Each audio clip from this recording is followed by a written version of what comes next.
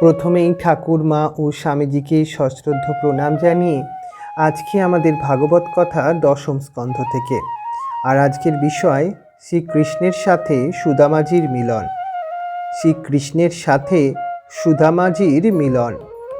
ওম কৃষ্ণায় বাসুদেবায় হরয়ে পরমাত্মনে নমঃ। প্রণত ক্লেশনাশায় গোবিন্দায় নমো নমঃ। গুরু ব্রহ্মা গুরু বিষ্ণু গুরুদেব মহেশ্বর গুরুদেব পরং ব্রহ্ম তস্मै শ্রী গুরুবে নমঃ। রাজা পরীক্ষিত শ্রী সুখদেবজি মহারাজের বর্ণিত শ্রীকৃষ্ণের মধুর লীলা প্রসঙ্গ শ্রবণ করে খুবই আনন্দিত হলেন। তৃপ্তির যেন শেষ নেই। শ্রী সুখদেবজি মহারাজ তার শুদ্ধ হৃদয়ে মন্দিরে সাক্ষাৎ শ্রীকৃষ্ণ এবং পাপহারী তার বিরুদ্ধে লীলাগুলি প্রত্যক্ষ করে রাজা পরীক্ষিতের নিকট ব্যক্ত করছিলেন। এই কথা সর্বকালে সকলের জন্যে মহান কল্যাণকারী। ভগবান শ্রীকৃষ্ণ এতই উদার যে কেহ তাকে প্রেম করলে তিনি নিজের স্বরূপকে পর্যন্ত দান করে দেন। জীব অপূর্ণ আর ভগবান পরিপূর্ণ। ভগবান কৃপা করে জীবকে পরিপূর্ণ করে দেন, তবেই সে পরিপূর্ণ হয়। জীবকে যাঞ্চা করার প্রয়োজন নেই। এই প্রসঙ্গে সুখদেবজি মহারাজ শ্রীকৃষ্ণের সাথে সুদামা ব্রাহ্মণের মিলন কাহিনী বর্ণনা করছেন। সুদামা ছিলেন একজন শ্রেষ্ঠ বেদবিদ ব্রাহ্মণ। শ্রীকৃষ্ণের গুরুগৃহে অবস্থানের সময় তার প্রিয় সখা ছিলেন। তিনি জাগতিক দৃষ্টিকোণ থেকে খুব গরিব ছিলেন বটে, কিন্তু পরম ধনে ধনী ও মহান জ্ঞানী ছিলেন। তিনি দৃঢ়তার সঙ্গে অনুভব করেছিলেন যে জ্ঞানের সফলতা অর্থে নয়, পরমাত্মার প্রাপ্তিতে। অর্থাৎ বিদ্যা এবং জ্ঞানের ফল ভোগ নয়, ভগবান। 4 বেদ এবং 6 বেদাঙ্গের জ্ঞান তার পরিপূর্ণ ছিল। তিনি যদি গৃহের বাইরে কোথাও সৎসঙ্গ করা কথা করতেন, কোনো যজ্ঞক্ষেত্রে উপস্থিত হতেন, তাহলে প্রচুর ধন উপার্জন করতে পারতেন, কিন্তু সেই দিকে তার প্রবৃত্তি হয়নি। তিনি ইন্দ্রিয় ভোগ্য সকল বিষয়ে বিরক্ত, জিতেন্দ্রিয় এবং প্রশান্তাত্মা হয়ে বাস করছিলেন। যদিচ্ছাক্রমে কখনো যে কিছু সামান্য দ্রব্য উপস্থিত হতো, তা দিয়ে তিনি কোনো রকমে জীবনযাপন করতেন। তিনি একখণ্ড মলিন বস্ত্র পরিধান করতেন। তার স্ত্রী সুশীলাও স্বামীর ন্যায় বৈরাগ্যবতী ও জিতেন্দ্রিয়ই ছিলেন, সদা প্রসন্ন থাকতেন। তিনিও একটি সাধারণ বস্ত্র পরিধান করে নিরন্তর ক্ষুধানলে দগ্ধ হতেন, কিন্তু তারা ভগবানের ভক্তি ত্যাগ করে প্রবৃত্তির দিকে মনোযোগী হননি। আজকাল জীবনে অর্থ উপার্জন এবং নিজ স্বার্থ সাধন মুখ্য, ধর্ম এবং অপরের সেবাদান এবং নিজের স্বার্থ ত্যাগ গৌণ। তাই জগতে এত পাপ বৃদ্ধি হয়েছে। সুদামাদেব অযাচিত ব্রত গ্রহণ করেছিলেন, অর্থাৎ কারোর নিকট কিছু চাইতেন না। তিনি যা অযাচিত ব্রত ধারণ করেছেন তাও কারোর নিকট প্রকাশও করতেন না। কখনো অযাচিতভাবে অধিক কিছু প্রাপ্তি হলেও সূর্য অস্তের পূর্বে তা বিলিয়ে দিতেন, কিছু সঞ্চয় করতেন না। অযাচিত ব্রতের এই নিয়ম। ছোট একটি কুটিরে বাস করে তিনি দিবারাত্রি ভগবত সাধনায় কাটাতেন, কোথাও যেতেন না। সবসময় অখণ্ডভাবে যিনি ভক্তি করেন তিনি পরম ধনী হলেও জাগতিক দৃষ্টিতে গরিব হয়ে থাকেন। প্রাচীনকালে প্রসিদ্ধ যত মহাপুরুষ আছেন, সন্তগণ আছেন, তারা সকল বিষয়ে পূর্ণ বিরক্ত হয়ে জীবনযাপন করতেন। তখন আর্থিকভাবে ধনবান সন্ত প্রায় ছিলেই না। প্রায় সব সন্তই গরিবই ছিলেন। সুদামাজির স্ত্রী সুশীলা অতি গুণাবতী এবং শান্ত প্রকৃতির পতিব্রতা রমণী ছিলেন। তিনি সদা প্রসন্ন থেকে তার স্বামীকে পরমাত্মা জ্ঞানে সেবা করতেন। শাস্ত্রে এইরূপ বর্ণনা রয়েছে যে অতি দুঃখ বিপত্তিকালে স্ত্রীর পরীক্ষা হয়, অর্থাৎ অতি দুঃখের সময়ও পূর্ণ সহনশীল হয়ে প্রসন্ন চিত্তে স্বামীকে সহায়তা করেন কিনা, ইহা দ্বারা স্ত্রীর পরীক্ষা হয়। স্ত্রীর পরীক্ষা সুখ সম্পত্তিতে নয়, অতি দুঃখ এবং বিপত্তিতে স্ত্রীর পরীক্ষা হয়। স্বর্ণ খাঁটে কিনা তা পরীক্ষা অগ্নিতে হয়। অগ্নির তাপে স্বর্ণ উজ্জ্বল রূপ ধারণ করে। জ্ঞানীর পরীক্ষা হয় ভাগবতে, অর্থাৎ তিনি ভগবত ভক্ত কিনা তা বিচার করে। স্বামী গৃহে যখন খুব ধন সম্পত্তি এবং সুখ সম্পদ থাকে, তখন স্ত্রী স্বামীর সঙ্গে খুব প্রেমপূর্ণ ব্যবহার করেন। ইহা সত্যিকারের প্রেম নয়, ইহা সুখ এবং স্বার্থের প্রতি প্রেম।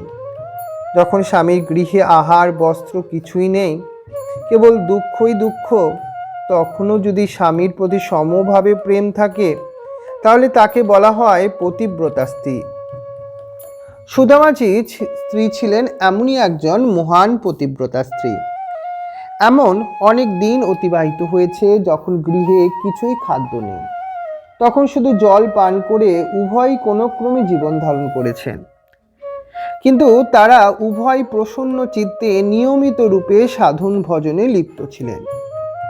পক্ষান্তরে যে গৃহে সব কিছু থাকা সত্ত্বেও গৃহের লোকেদের মধ্যে সন্তোষ নেই, চিত্তে প্রসন্নতা নেই, সেই গৃহে বাস্তবিক অর্থে কিছুই নেই। সেই গৃহের লোকেদেরকে গরিব গৃহস্থ বলা যেতে পারে। কখনো সুদামাজির মনে শ্রীকৃষ্ণের লীলাগুলি স্মৃতিতে জাগ্রত হলে তা অপরের নিকট ব্যক্ত করার ইচ্ছা জাগ্রত হতো। কিন্তু মহান জ্ঞানী এবং ভগবান শ্রীকৃষ্ণের প্রিয় সখা হওয়া সত্ত্বেও তিনি সাধন ভজন পরিত্যাগ করে কখনো গৃহের বাইরে কৃষ্ণ লীলা ব্যক্ত করতে যেতেন না। এ বিষয়ে কোনো পবিত্রী তার জাগ্রত হতো না। তাই তিনি তার সহধর্মিণী সুশীলাজিকে বলতেন, ভগবত কথা শ্রবণ করতে যদি তোমার ইচ্ছা ও আগ্রহ হয়, তাহলে তা তোমাকে শোনাতে পারি। তাদের কুটিরে শালগ্রাম শিলা ছিল। তাতে তারা নারায়ণের নিত্য পূজা করতেন, জল দ্বারা স্নান করাতেন, তুলসীপত্র অর্পণ করতেন। তিনি ভগবানের কথা ভগবানকেই শ্রবণ করাতেন। সুশীলাজি সেই কথা শ্রবণ করে আনন্দে অভিভূত হয়ে ভাবতেন, আমার পতিদেবতা মহান জ্ঞানী, কি সুন্দর কথা বলছেন। তিনি গৃহের বাইরে কোথাও এমন মধুর কথা বললে কত লোকের আনন্দ হতো। কিন্তু বাইরে যাওয়া তো দূরের কথা, তিনি বাইরে দৃষ্টিপাত পর্যন্ত করেন না। দিবারাত্র গৃহের দরজা বন্ধ করে শুধুমাত্র ভগবত স্মরণে সময় অতিবাহিত করেন। খুব ভালো, আমি পূর্বজন্মের কোনো মহান পুণ্যের ফলে এমন জ্ঞানী এবং বিষয় বিরক্ত ভগবত ভক্ত পতি লাভ করেছি। আমার উপর ভগবানের অত্যন্ত কৃপা। পরম শান্তিতে তাদের জীবন অতিবাহিত হচ্ছিল। লীলাময়ের লীলায় তাদের এক পুত্র সন্তানের জন্ম হয়। শিশুর ক্ষুধা পায়, কিন্তু ছোট্ট কুটিয়ার উপর মধ্যে খাবার কিছুই নেই। সুদামাজি ধ্যানস্থ, শিশুটি ক্ষুধায় কাঁদছিল।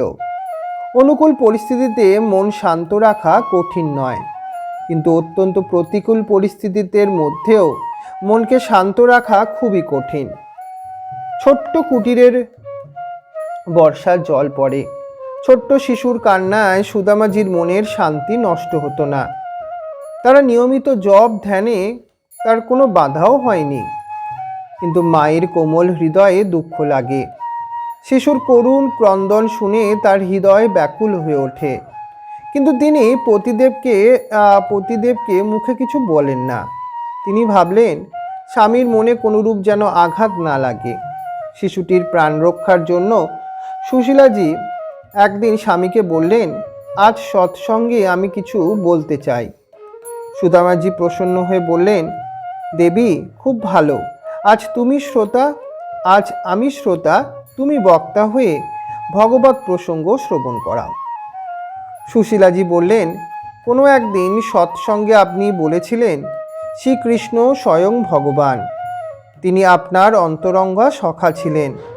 গুরুকুলে আপনারা একসঙ্গে অধ্যয়ন করেছেন। শ্রীকৃষ্ণ এত উদার যে নিজের সর্বস্ব তিনি অপরকে দান করে দেন।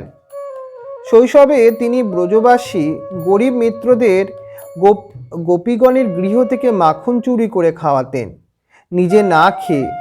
এমন উদার ভগবান শ্রীকৃষ্ণ যিনি আপনার প্রিয় সখা ছিলেন, তাকে একবার সাক্ষাৎ দর্শন করার ইচ্ছা আপনার হয় নাকি? সুদামা তখন বলছেন, দেবী, তোমার কথা সবই সত্য, কিন্তু সাধন ভজন ত্যাগ করে মুহূর্তের জন্য বাইরে যাবার ইচ্ছা আমার হয় না। এক মুহূর্তের জন্য ভগবানকে ভুলতে পারবো না।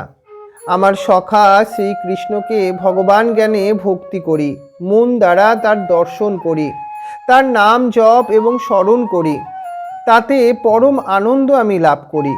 কিন্তু তার কাছে কিছু যাচঞ্চা করতে আমি যাব কেন? সুদামাজি মহান জ্ঞানী, তপস্বী, জিতেন্দ্রীয় এবং ভগবত ভক্ত।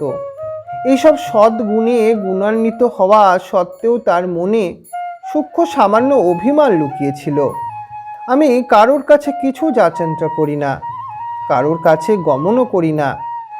তাই সুদামাজি বললেন, আমার নিয়ম ও ব্রত যে কারোর গৃহে গিয়ে কিছু যাচঞ্চা না করা, তাই আমি দ্বারকায় যেতে পারি না। সুশীলাজি বললেন তখন, শ্রীকৃষ্ণ তো ভগবান, পরমাত্মা। আপনি কোনো জীবের দরজায় যাচ্ছেন না, আপনি ভগবানের দ্বারে গমন করবেন। আমার মনে হয় ইহা আপনার সূক্ষ্ম অভিমান, তা ত্যাগ করা উচিত। আপনি স্বয়ং মহান জ্ঞানী, আপনাকে আমি বোঝাবো কি? সামান্য অভিমানেও সাধকের পতন হয়, একথা সৎসঙ্গে আপনার নিকট থেকেই আমি শ্রবণ করেছি। তাই অভিমান ত্যাগ করে ভগবানকে সাক্ষাৎ দর্শন করার জন্য একবার গমন করুন। তার কাছে কিছু যাচঞ্চা নাই বা করলেন, তাকে একবার দর্শন করে তো আসুন। আপনাকে দর্শন করে শ্রীকৃষ্ণ সব কিছু বুঝতে পারবেন। সুশীলাজি পরম প্রেমের সঙ্গে স্বামীকে মধুর বাক্যে বোঝালেন এসব কথা। সুদামাজি কেবল ত্যাগী তপস্বী নহেন, মহান বিজ্ঞ এবং বিচক্ষণ সাধক। সুশীলাজির উপদেশ তার বিবেককে স্পর্শ করেছিল। আমি প্রভুর দরজায় যাব না, প্রভুর ইচ্ছা হলে এই কুটিয়াতে এসে তিনি কিছু দিতে পারেন, এরূপ সূক্ষ্ম অভিমান সুদামাজির মনে হয়তো সুপ্ত ছিল, তা তিনি স্পষ্টভাবে বুঝতে পারলেন। সহধর্মিণীর সঙ্গে সৎসঙ্গের ফলে নিজের সূক্ষ্ম অভিমান তিনি উপলব্ধি করতে পারলেন। আপনারা ভগবত ভক্ত শ্রোতা, আপনার নিজের গৃহস্থাশ্রমে স্বামী স্ত্রী একান্তে বসে রোজই নিয়ম করে কিছুক্ষণ ভগবানের কথা সৎসঙ্গ করুন।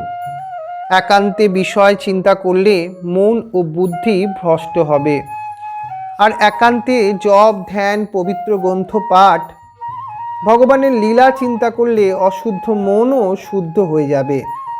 মহান পতিব্রতা সুশীলাজি মহান জ্ঞানী, পরম বৈরাগ্যবান সুদামাজির ভ্রান্তিকে সংশোধন করে সুপ্ত অভিমানকে মন থেকে দূর করে দিলেন। সুদামাজির বিবেক বিচার দ্বারা স্পষ্টভাবে উপলব্ধি করলেন যে তার স্ত্রী যা বলছেন তা সত্য ও সঠিক। সুদামাজির প্রিয় সখা ভগবান শ্রীকৃষ্ণকে দর্শনের জন্য দ্বারকায় যাবেন বলে স্থির করলেন।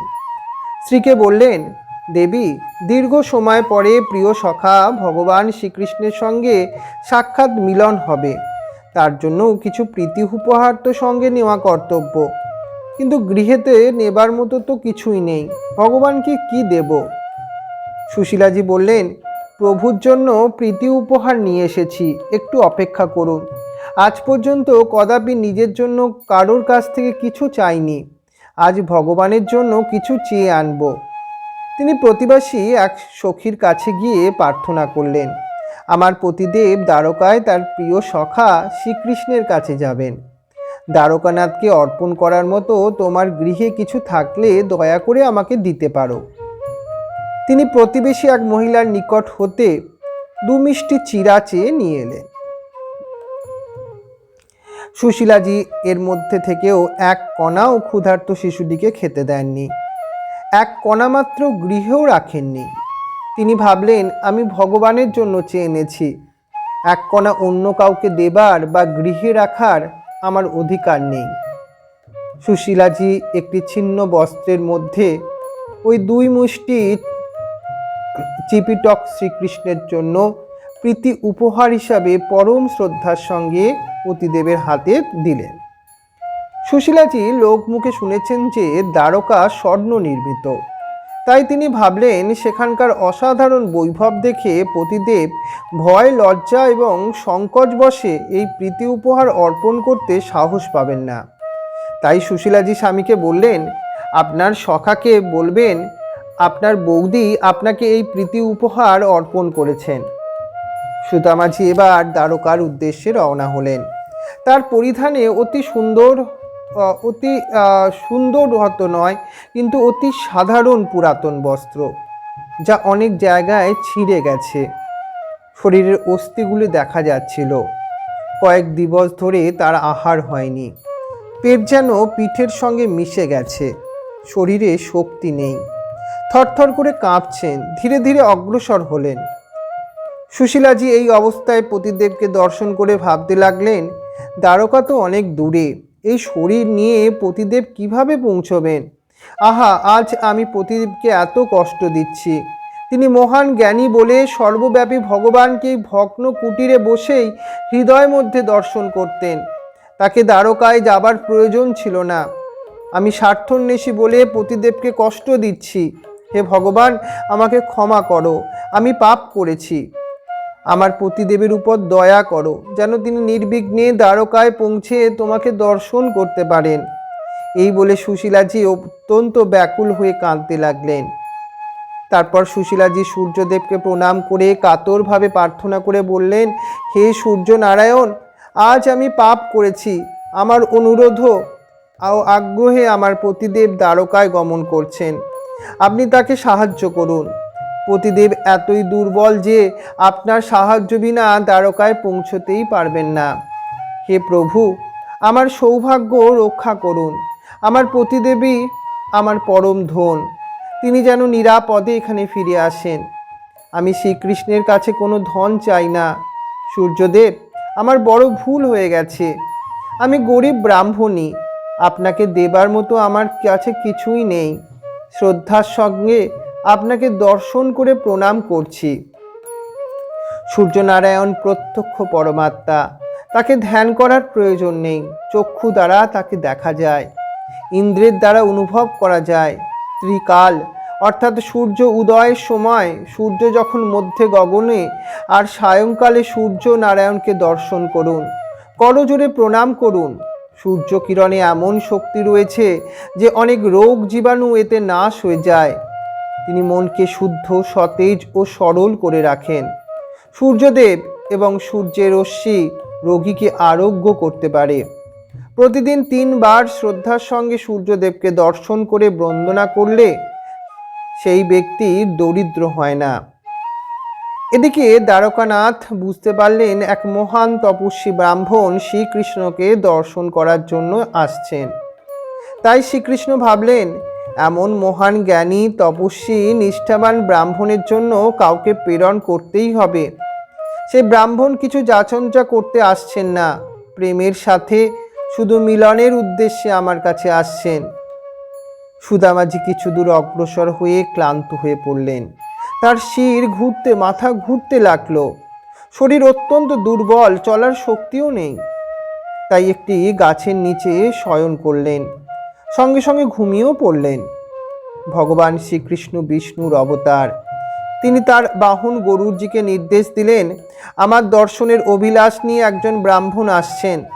অমুক স্থানে তিনি নিদ্রিত রয়েছেন। খুব সাবধানে সাথে দ্বারকায় নিয়ে এসো। সাবধানে, তার নিদ্রার ব্যাঘাত যেন না হয়।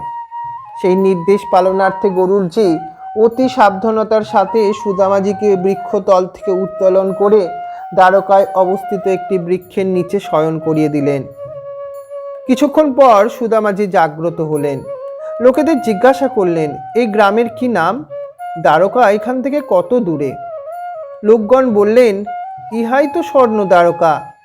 সুদামাজি বুঝতেই পারেননি যে গরুরজি তাকে উঠিয়ে এখানে নিয়ে এসছেন। সুদামাজি লোকেদের জিজ্ঞাসা করে জানলেন, সামনেই 16,000 রাজমহল। প্রত্যেক রাজমহলে শ্রীকৃষ্ণ বাস করছেন। সুদামাজির সামনে অগ্রসর হলেন। সর্বপ্রথম রক্ষিণীজির মহলে রাজমহল। সুন্দর বাগান, দ্বার রক্ষক দাঁড়িয়ে আছে। সখার এই সব ঐশ্বর্য দেখে ব্রাহ্মণ খুব আনন্দিত হলেন। তিনি গরিব হলেও তার মন ও হৃদয় গঙ্গা জলের মতোই শুদ্ধ। তার মনে কোনো ঈর্ষাভাব জাগ্রত হয়নি। আমরা একসঙ্গে অধ্যয়ন করেছি, আমি এত ছোট কুটিয়ায় পড়ে আছি, আর সখার এই সুন্দর স্বর্ণ নির্মিত রাজমহল, এইরূপ ভাব তার মধ্যে কিঞ্চিত মাত্রও জাগ্রত হয়নি। এক দ্বাররক্ষী দেখতে পেলেন কোনো গরিব ব্রাহ্মণ এসছেন।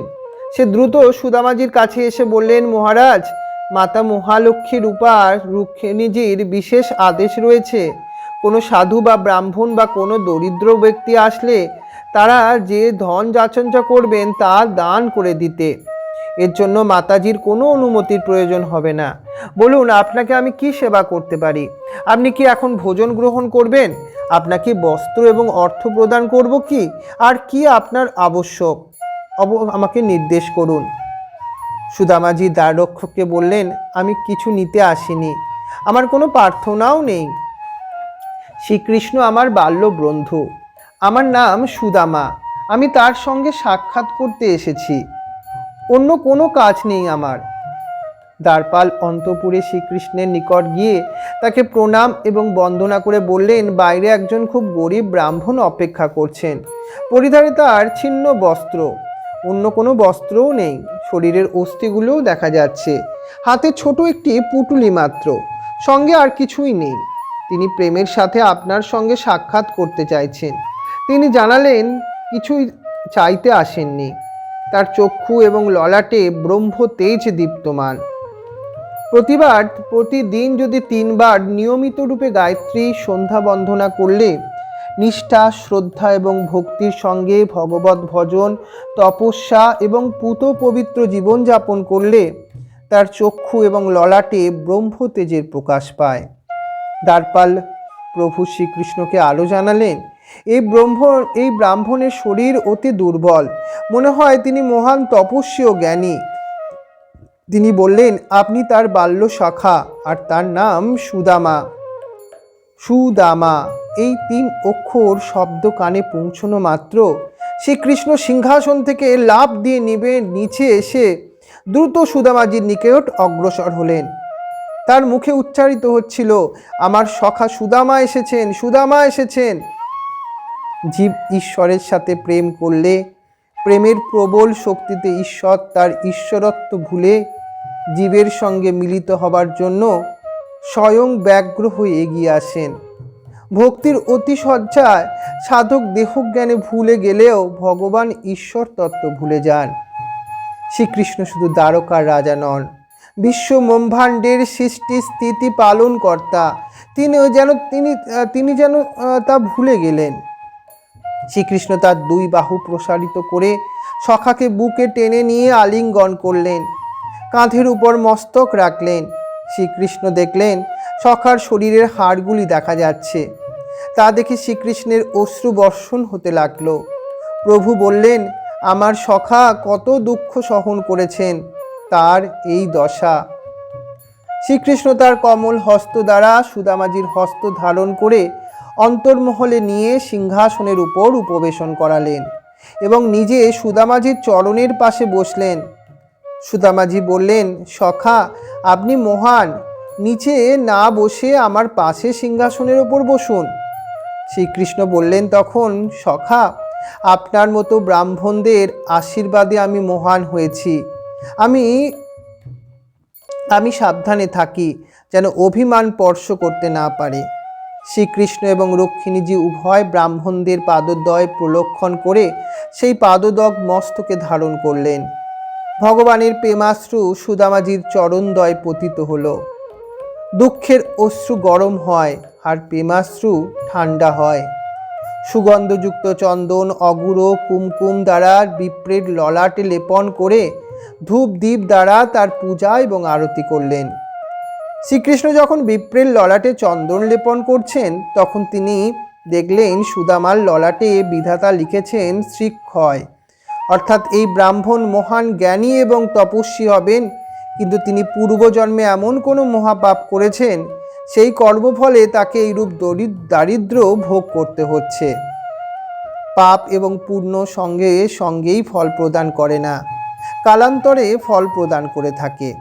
মিথ্যা কথা বললে সঙ্গে সঙ্গে এর শাস্তি ভোগ করতে হয় না, বরং তখন সাময়িক সুখ লাভ হতে পারে, কিন্তু সময় পূর্ণ হলে এর দুর্ভোগ ভুগতেই হবে। পাপ এবং পুণ্যের কালান্তরের ফল প্রদান করে থাকে, কিন্তু কৃপার স্থান প্রারাধ্যের উপরেও। বিধাতা চাইলে কৃপা করে তার লিখিত বিধানও খণ্ডন করতে পারেন। তিনি সর্বশক্তিমান, তার শক্তি এবং কৃপা অপরিসীম, কল্পনাতীত। সুদামাজির ললাটে শ্রীক্ষয় লেখা ছিল। শ্রীকৃষ্ণ তো স্বয়ং ঈশ্বর বিধাতা। তিনি সেই লেখা কেটে দিলেন এবং লিখে দিলেন যক্ষুশ্রী, মানে ঈশ্বরের শুদ্ধ সংকল্প মাত্রা। পূর্বের লেখা মুছে যক্ষশ্রী লিখে দেওয়া হলো। ধনপতি কুবেরের নিকট যে ধন সম্পত্তি রয়েছে, তিনি এর চেয়েও অধিক সম্পত্তি সখা বিপ্রকে সহসা প্রদান করলেন। তিনি স্বয়ং বিধাতা। লেখা ছিল শ্রীক্ষয়, আর সেই শব্দকে কেটে তিনি দিলেন, কি লিখলেন? যক্ষুশ্রী।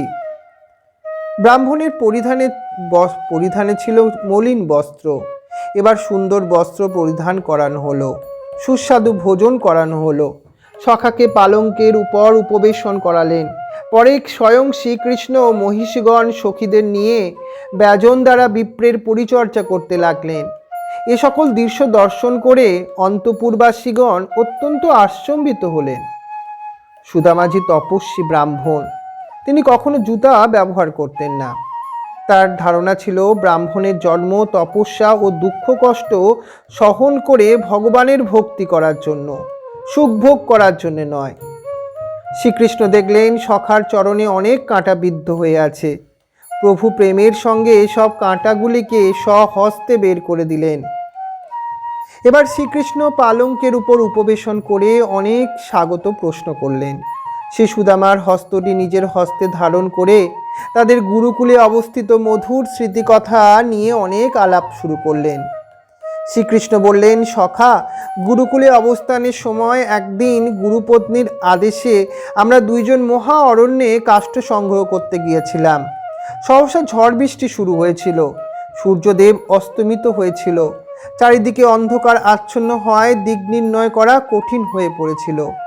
আমরা দুজন হাত ধরাধরি করে কাতরভাবে কাষ্ঠভার বহন করে অগ্রসর হচ্ছি। সেই সময় গুরু সন্দীপনজি আমাদের অনুসন্ধান করতে করতে আমাদের নিকট পৌঁছে বললেন, হে পুত্রগণ, আমি তোমাদের উপর সন্তুষ্ট হয়েছি, তোমাদের সকল ইচ্ছা পূর্ণ হোক। আমার আশীর্বাদ ইহ পর সর্বকালে আমার আয়ত্ত বেদতত্ত্ব জ্ঞান তোমাদের দিলাম, তা কোনোদিন বিলুপ্ত হবে না। হে সখা, এ সকল ঘটনা আপনার স্মরণে আছে? ভগবান অন্তর্যামী হয়েও সুদামাজিকে জিজ্ঞাসা করলেন, আপনি গুরুকুল হতে গৃহে ফিরে আপনার অনুরূপ পত্নী পরিগ্রহ করেছেন কিনা? আমি জানি কাম এবং ধনের প্রতি কখনো আপনার স্পৃহা বা প্রীতি নেই, ছিলও না। সুদামাজি জ্ঞানী ভক্ত ছিলেন। জ্ঞানী ভক্ত অল্পভাষী হন, কথা কম বলেন। তিনি মস্তক আন্দোলিত করে হ্যাঁ জবাব দিলেন। সুদামাজির হৃদয়ে আজ স্ত্রীর কথা স্মরণ হলো। তিনি ভাবলেন, অভিমান নিয়ে আমি গৃহের বাইরে যাইনি। শ্রীকৃষ্ণের সঙ্গে মিলিত শ্রীকৃষ্ণের সঙ্গেও মিলতে আসিনি। শ্রী সুন্দর যুক্তি ও মধুর বাক্য দ্বারা আমার অভিমান দূর করে দিল, তাই তো প্রভুর দর্শন হলো। শ্রীকৃষ্ণ হাস্য করে জিজ্ঞাসা করলেন, বৌদি কেমন আছেন? আমার জন্য তিনি কোনো প্রীতি উপহার দিয়েছেন কিনা? ভক্তের দেওয়া কণামাত্র দ্রব্য আমি প্রেমের বশে প্রভূত বলে মনে করে থাকি। পত্র, পুষ্প, ফল, জল ভক্তির সঙ্গে আমাকে প্রদান করা হলে তা প্রচুর বলে আমি প্রীতির সঙ্গে গ্রহণ করে থাকি। হে সখা, আজ আমার খুব ক্ষুধা পেয়েছে, যা সঙ্গে এনেছ তা আমাকে খেতে দাও। শ্রীকৃষ্ণ এরূপ বললেও ব্রাহ্মণ লজ্জাবেশে তার আনিত সেই 2 মুঠা চিপিটক শ্রীকৃষ্ণকে কিছুতেই দিতে পারছিলেন না। ভগবানের কথা শুনে তিনি অধবদনে রইলেন। অন্তর্যামী ভগবান ব্রাহ্মণের আগমনের কারণ পূর্ব থেকেই অবগত ছিলেন। তিনি ভাবলেন, অর্থ, বিত্ত, লালসা এই বিপ্রের কখনো ছিল না, এখনো নেই। আর পতিব্রতা পত্নীর কথায় সখা এখানে এসেছেন। যাই হোক, তাদের আমি দেব দুর্লভ ধন সম্পত্তি প্রদান করব। শ্রীকৃষ্ণ ব্রাহ্মণকে যখন বললেন আমার ক্ষুধা পেয়েছে, রুক্মিণীর কাছে তা ভালো লাগেনি। তিনি ভাবলেন ব্রাহ্মণ কি ভাববেন, তাই নীরবে না থেকে রুক্মিণীজি শ্রীকৃষ্ণকে বললেন 56 প্রকার ভোগের ভোজন করে বলছেন ক্ষুধা পেয়েছে, এমন কি কথা, এ কেমন কথা? শ্রীকৃষ্ণ বললেন রুক্মিণী, আমি সত্য বলছি, আমার মা যশোদাকে যখন থেকে ছেড়ে এসেছি সেদিন থেকে আমি অভুক্ত রয়েছি। আমি সবার প্রেম দেখি। রুক্মিণী, গতকাল রাত্রিতে তুমি আমাকে দুধ পান করতে দিয়েছিলে কিনা?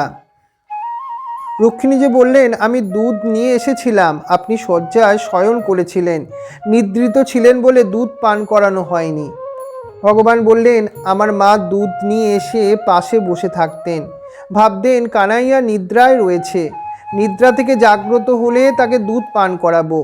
তাই কানাইয়াকে দুধ পান করানোর জন্য মায়ের নিদ্রাই আসতো না। ভগবান শ্রীকৃষ্ণ আজ যশোদা মায়ের প্রেমের কথা স্মরণ হলে তিনি ঈশ্বর তত্ত্ব ভুলে কাঁদতে লাগলেন। রুক্মিণীজি এই দৃশ্য দর্শন করে স্তম্ভিত হয়ে গেলেন। শ্রীকৃষ্ণ তো স্বয়ং প্রেম ও মূর্তি, তিনি প্রেমের জন্য ক্ষুধার্ত। কোনো ভোজনের জন্য, কোনো বস্তুর জন্য তার ক্ষুধা হয় না। পরমাত্মা স্বয়ং জীবকে প্রেম দান করেন এবং জীবের নিকট থেকে তিনি প্রেম পেতে চান। শ্রীকৃষ্ণ ব্রাহ্মণের বস্ত্রখণ্ডের মধ্যে রাখা চিপিটগুলি ছিনিয়ে নিয়ে বললেন সখা, এ কি? এই তো আমার প্রীতি উপহার বস্তু রয়েছে এখানে। অনেক দিনের উপবাসী ব্যক্তি ক্ষুধার্ত অবস্থায় যেভাবে খাদ্য গ্রহণ করে থাকে সেইরূপভাবে শ্রীকৃষ্ণ এক মুষ্টি চিপিটক আহার করে ফেললেন এবং আবার আহার করবেন বলে দ্বিতীয় মুষ্টি গ্রহণের উপক্রম করলেন। প্রথম মুষ্টি গ্রহণের সঙ্গে সঙ্গে এদিকে সুদামার ছোট্ট ভগ্ন কুটিরটি যেন দ্বারকাপুরীতে পরিণত হয়ে গেল। শ্রীকৃষ্ণের কি দৈব যোগ শক্তি, দিব্য ঐশ্বর্য শক্তি! শ্রীকৃষ্ণ দ্বিতীয় মুষ্টি চিপিটক গ্রহণ করার পূর্বেই তৎক্ষণাৎ লক্ষ্মীরূপিণী রুক্মিণীজি শ্রীকৃষ্ণের হাত ধারণ করে বললেন প্রভু, এই এক মুষ্টি চিপিটক ভোজনে আপনি এত সন্তুষ্ট হয়েছেন যে ইহ পরকালে মানুষের সর্বসম্পদ প্রাপ্তির জন্য ইহাই যথেষ্ট। দ্বিতীয় মুষ্টি আর ভোজন করবেন না, তা করলে তাদের নিকট আমাকে চিরকালের জন্য বন্দিনী হয়ে থাকতে হবে। লক্ষ্মীরূপী রুক্মিণী দেবী এবং লক্ষ্মীপতি শ্রীকৃষ্ণের মধ্যে এইরূপ কথাবার্তা হলো। রাত্রিতে শ্রীকৃষ্ণ সখার সঙ্গে অনেক প্রেমপূর্ণ কথাবার্তা বললেন। সুদামাজিকে শ্রীকৃষ্ণ জিজ্ঞাসা করলেন সখা, আপনার সংসার কিরূপে চলে? সুদামাজি তেজস্বী ব্রাহ্মণ, মহান জ্ঞানী, তিনি জ্ঞানকে ভালোভাবে ধারণ করেছেন বলে জিহ্বা তার পূর্ণ আয়ত্তে। তাই সুদামাজি সংক্ষেপে জবাব দিলেন আনন্দে আছি। সুদামাজি মনে মনে ভাবলেন শ্রীকৃষ্ণকে মনে কষ্ট দেওয়ার জন্য আসিনি। এই জন্মে এই দারিদ্র আমার পূর্বজন্মের কোনো পাপের ফল। কোনো স্বার্থপ্রাপ্তির ইচ্ছায় সখার কাছে আমি আসিনি। আমার কর্মফল আমাকে ভোগ করে শেষ করাই আমার উচিত। জীব পাপ কার্য করার সময় হাস্য করে থাকে, পাপের দণ্ডভোগের সময় কাঁদে। হাস্য মুখে পাপের ফল ভোগ করে পাপ খণ্ডন করা ভালো। সেই রাত্রে সুদামাজি দ্বারকার রাজভবনে বাস করলেন। রাত্রি প্রভাত হলো। সুদামাজি স্নান করলে ভগবান পীতাম্বর প্রদান করলেন। বিপ্র সন্ধ্যা গায়ত্রী বন্দনা সমাপ্ত করে নিজ গৃহে যাবার ইচ্ছা প্রকাশ করলে শ্রীকৃষ্ণ সুদামাকে দ্বারকায় অবস্থানের জন্য কোনো অনুরোধ করেননি। সুদামাজি ভেবেছিলেন অন্তত কয়েকদিন প্রিয় সখার সঙ্গে কাটাবেন, কিন্তু শ্রীকৃষ্ণ জানতেন সুশীলাজি কুটিয়ায় আজ সুন্দর রাজমহলে পরিণত হলেও পতিব্রতা স্ত্রীর মুখে একটু অন্নস্পর্শও করেননি। সেবক সেবিকা করজোড়ে দাঁড়িয়ে তাকে শৃঙ্গার করানোর জন্য, ভোজন করানোর জন্য অনেক চেষ্টা করা সত্ত্বেও সুশীলাজি স্বামী সুদামা ব্রাহ্মণের প্রতীক্ষায় পূর্বের ওই ছিন্ন মলিন বস্ত্রই পরিধান করে ওই ভগ্ন কুটিয়ার আঙিনায় বসে আছেন। তাই ভগবান সুদামাজির অবস্থানের জন্য আগ্রহ করেননি। শীঘ্রই সখাকে ছেড়ে চলে যাবার ইচ্ছা না থাকা সত্ত্বেও সুদামাজি চলে যেতে বাধ্য হলেন। ভগবানের লীলা এখানেই সমাপ্ত হয়নি। বিচিত্র তার লীলা। সুদামাজি স্থানের পর শ্রীকৃষ্ণ তাকে যে পীতাম্বরটি পরিধানের জন্য প্রদান করেছিলেন তা তিনি ফেরত চাইলেন। শ্রীকৃষ্ণ কখনো এমন অদ্ভুত লীলা করেন যে তিনি অতি নিষ্ঠুর। এমন দ্বিতীয় নিষ্ঠুর জগতে কেউ নেই। শ্রীকৃষ্ণ সুদামার পূর্ব পরিধানের ওই ছিন্ন বস্ত্রটি তার হাতে দিয়ে বললেন, আপনার ধুতি পরিধান করে নিন। বিশ্ব স্রষ্টা শ্রীকৃষ্ণের ব্যবহৃত পীতাম্বর পরিধানের যোগ্য সুদামাজি হয়তো ছিলেন না। দ্বিতীয়ত, সুদামাজির প্রতিবেশী সাধারণ লোক হয়তো অনুযোগ করত বা মনে করত সুদামাজি আমাদের গৃহে আসেননি, শ্রীকৃষ্ণের রাজমহলে গিয়েছিলেন। সেখানে গমন করে শ্রীকৃষ্ণের পীতাম্বর গ্রহণ করলেন। কি সুন্দর পীতাম্বর! ভগবানের বিচিত্র লীলা। ভগবান সুন্দর পীতাম্বরটি ফিরিয়ে নিয়ে সুদামাজির ছিন্ন পুরাতন মলিন বস্ত্রটি সখার হাতে দিলেন। সুদামাজি কিছুই চাননি, ভগবান তার হাতে কিছুই প্রদানও করেননি। কিন্তু বিপ্রের মন অতি শান্ত, ভগবান তাকে কিছুই দিলেন না। তাতে সামান্য দুঃখ হয়নি, বরং তিনি ভাবলেন, প্রভু আমাকে খুব প্রেম দিয়েছেন, কোনো ধন সম্পদ দান করলে আমি ভগবানকে ভুলে যাব। সখা ভালোই করেছেন। সুদামাজি নিজ কুটিয়ার উদ্দেশ্যে রওনা হলে শ্রীকৃষ্ণ তার সঙ্গে সঙ্গে কিছু দূর পর্যন্ত অগ্রসর হয়ে তাকে প্রণাম ও বিনয় বচন দ্বারা বিদায় দিলেন। শ্রীকৃষ্ণ বললেন, আবার এসো, তখন আমার বৌদিকেও সাথে নিয়ে এসো, তাকে আমার প্রণাম জানাবে, বলবে তার প্রীতি উপহার আনন্দের সঙ্গে গ্রহণ করেছি। আমি গোকুলে গাভীদের নিয়ে বৃন্দাবনে গমন করতাম, তখন আমার যশোদামা এমন করে পরম প্রীতির সঙ্গে আমাকে চিপিটক প্রদান করতেন। গোপ বালকদের নিয়ে অত্যন্ত আনন্দের সঙ্গে তা ভোজন করতাম। তোমার সহধর্মিণী আমার যশোদা মায়ের মতোই প্রেমের সঙ্গে তার প্রীতি উপহার প্রেরণ করেছিলেন। তার চরণে আমার প্রণাম। সুদামাজি অবাক হয়ে ভাবছেন, লোকে শ্রীকৃষ্ণের যে প্রশংসা করে থাকে তা খুবই কম। সুদামাজি নিজে গৃহের দিকে যেতে যেতে শ্রীকৃষ্ণের সঙ্গে সাক্ষাতে তার মধুর বার্তালাপ এবং প্রভুর অপূর্ব প্রেমপূর্ণ ব্যবহারের কথা স্মরণ করতে লাগলেন। ভাবলেন, আহো, নারায়ণ স্বরূপ শ্রীকৃষ্ণ বক্ষস্থলে লক্ষ্মীকে ধারণ করেন। আমার মতো এক দরিদ্রতম ব্যক্তিকে তিনি বক্ষে আলিঙ্গন করলেন। তার মহিষী লক্ষ্মীরূপা রুক্মিণী স্বয়ং আমাকে চামর দিয়ে ব্যজন করলেন। প্রভুর কি কৃপা! অর্থ সম্পদ পেলে ভগবানকে ভুলে যাব বলে পরম দয়ালু শ্রীকৃষ্ণ আমাকে ধন সম্পদ দান করেননি। বিপ্র এতই তন্ময় হয়ে শ্রীকৃষ্ণের স্মৃতিচরণ করছিলেন যে কখন কিভাবে তিনি নিজ গৃহের কাছে পৌঁছে গিয়েছিলেন তা কিছুই বুঝে উঠতে পারেননি। সুদামাজি আরও অবাক হয়ে দেখলেন, সামনে যেন দ্বিতীয় এক দ্বারকাপুরী। তিনি ভাবলেন, ভ্রমবশে পুনর্বার আমি দ্বারকায় ফিরে গেলাম নাকি? এ তো দেখছি একটি পুরী। সুদামার বাসস্থান সুদামা পুরী রূপে পরিণত হয়ে গিয়েছিল। দ্বারকানাথ শ্রীকৃষ্ণের সংকল্প মাত্রেই তা সম্ভব হয়েছিল। সুদামাদির জন্য তার পতিব্রতা স্ত্রী উপবাসী হয়ে আঙিনায় বসে অপেক্ষা করছিলেন। নির্বিঘ্নে পতিদেব ফিরে এসেছেন। তার সখা শ্রীকৃষ্ণ সুদামাজিকে দ্বারকায় তুল্য সুদামা পুরী দান করেছেন। সুদামাজি মনে মনে শ্রীকৃষ্ণের কাছে প্রার্থনা করলেন, হে প্রভু, আমি কিছুই যাঞ্চা করার জন্য আপনার কাছে যাইনি, দানের বিষয়ে মুখে একটি অক্ষরও বলিনি। আপনি দ্বারকাতুল্য পুরী দান করেছেন। জন্ম জন্ম ধরে আপনার চরণে আমার প্রেম ও দাস্য ভক্তি যেন অটুট থাকে। প্রতি জন্মে যেন আপনার সখা, সৌভার্য এবং মৈত্রী লাভ করতে পারি। সুদামাজি অত্যন্ত গরিব ছিলেন। চরম প্রতিকূল পরিবেশ থাকা সত্ত্বেও ভক্তি করতেন। আজ তিনি মহান ধনী ব্যক্তি হয়েও পূর্ববৎ ভক্তি করতে লাগলেন। তিনি ভাবলেন, তিনি ভালোভাবে জানতেন সংসারের সকল সুখই ক্ষণভঙ্গুর। তাই অধিক ধন সম্পদ লাভ করেও তিনি খুব সাবধানে থাকতেন, যাতে কোনোরূপ অহং অভিমান তাকে স্পর্শ করতে না পারে। এরপর তিনি পূর্বের চেয়েও অধিক ভক্তি করতে শুরু করলেন। তিনি মহান জ্ঞানী ভক্ত ছিলেন।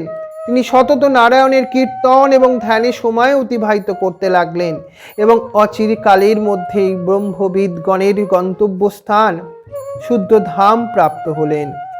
যিনি একাগ্র চিত্তে এই ব্রাহ্মণ প্রীতি বিবরণ শ্রবণ করবেন, তিনিও ভবসাগরের কর্মবন্ধন থেকে মুক্তি লাভ করবেন আশা। ওং এতৎ কর্মফলং শ্রীরামকৃষ্ণায় অর্পণমস্তু। হরি ওম তৎসৎ।